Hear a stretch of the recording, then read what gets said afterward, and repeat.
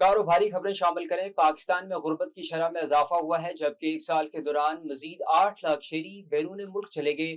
وزیر خزانہ محمد اورنگزیب نے قومی اسمبلی میں گزشتہ روز اقتصادی سروے پیش کیا، جس کے مطابق ملک میں غربت کی شرح 28.9% تک جا پہنچی، جبکہ گزشتہ مالی سال کے دوران روزگار کی تلاش میں 8 لاکھ پاکستانیوں نے بیرون ملک کا رخ کیا۔ اقتصادی سروے کے اعداد و شمار کے مطابق شہری علاقوں میں غربت 11% سے بڑھ کر 17.8% اور دیہی علاقوں میں 28.2% سے بڑھ کر 36.2% ہو گئی ہے۔ اسی طرح قومی سطح پر تعلیم کی شرح 63% ریکارڈ کی گئی، جو ملک میں خواندگی کے شعبے میں جاری پیش رفت کی عکاسی کرتی ہے۔ صوبائی سطح پر بلوچستان 47% شرح کے ساتھ ملک کا سب سے غریب صوبہ قرار پایا ہے۔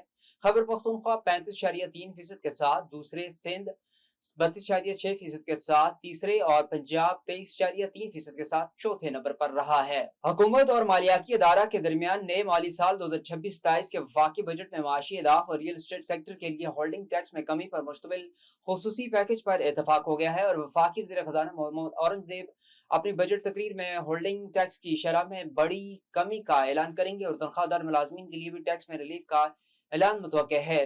سونے کی عالمی اور مقامی مارکیٹوں میں قیمت آج بھی بڑی کمی ریکارڈ ہوئی ہے، اور چند دنوں کے دوران سونا مجموعی طور پر تقریباً 38,000 روپے فی تولہ سستا ہو گیا۔ عالمی سطح پر گولڈ کے ذخائر کی فروخت برقرار رہنے اور رزق کی نسبت طلب میں کمی سے سونے اور چاندی کی قیمتوں میں کمی کا تسلسل برقرار ہے۔